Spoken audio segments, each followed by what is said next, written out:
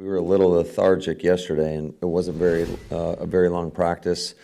Today's going to be a lot longer. I'd envision at least a half an hour longer, a lot of reps.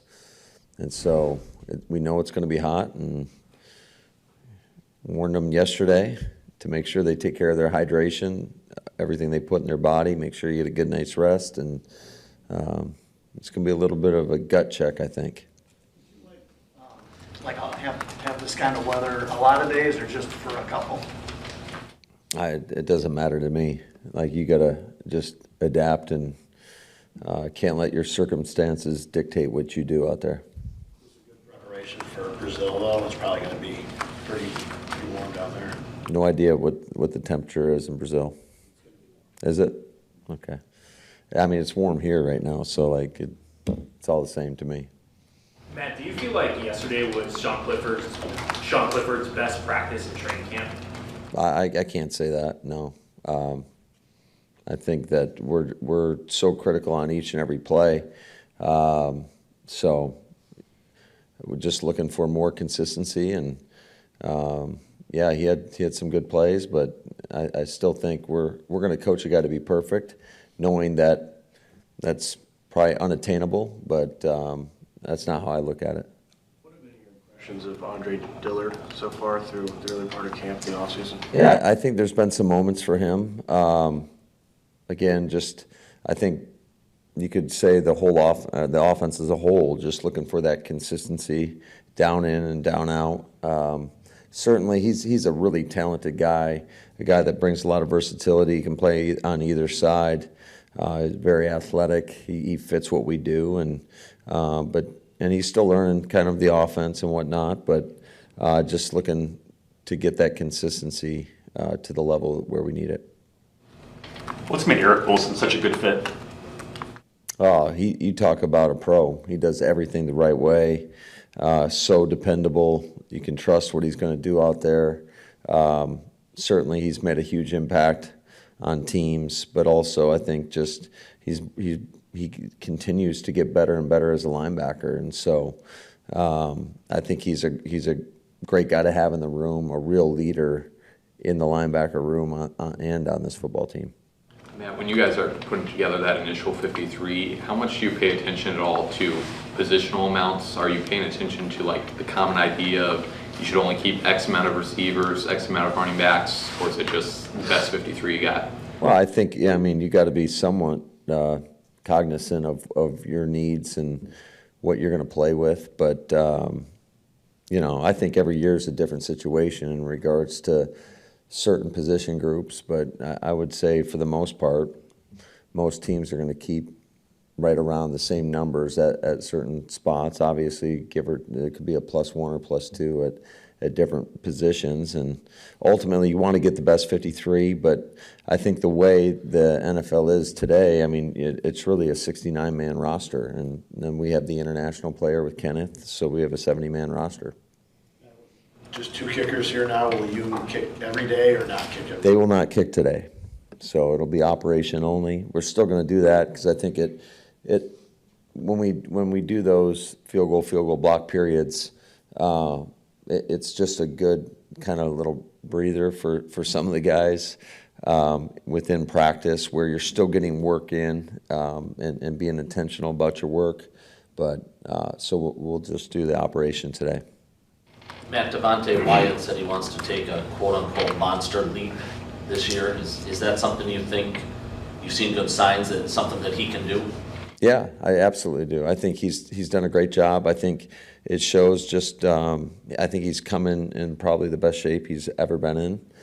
His effort running, you know, in between the plays, in between the whistle has been as good as anybody.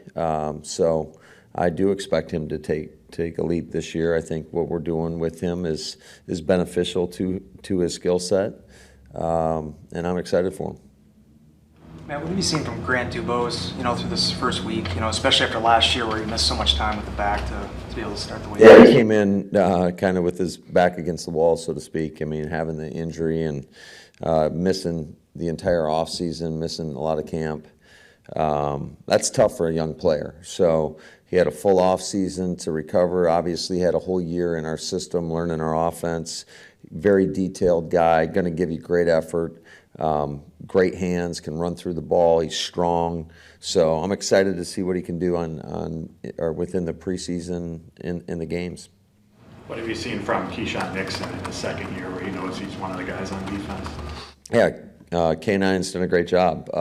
Just, embracing that role. I think he's done a great job with it.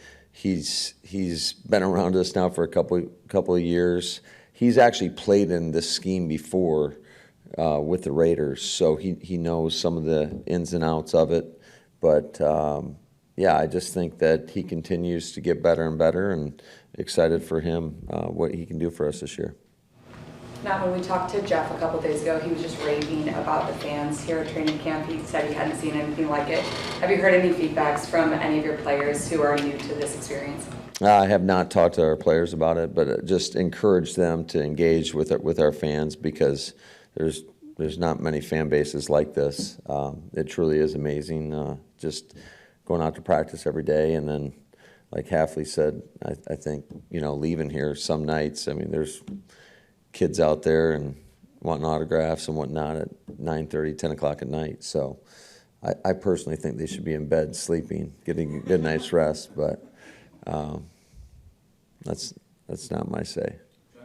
Saying yesterday just how much Romeo has come along from a rookie when he couldn't catch a pass on him in one-on-ones to now catching 50-50 balls. What do you think's been the biggest jump in the growth in Romeo's game since his rookie year?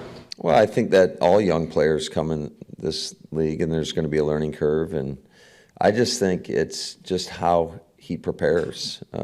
He's very deliberate and intentional in the work that he puts in. He takes coaching. You can coach Rome really hard. He's very hard on himself. He expects a lot of himself. But just where he started from to where he is now, I think it is night and day. Just his ability to get off the ball. He's a great route runner. He takes a lot of pride in his routes. He's got very strong hands.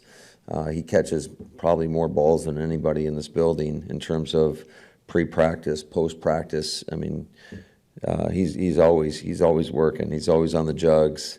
So I think it's not a shock to me. I mean, the guy puts in the work, and you're seeing the benefits of that. Is Tucker getting close, or will he practice today?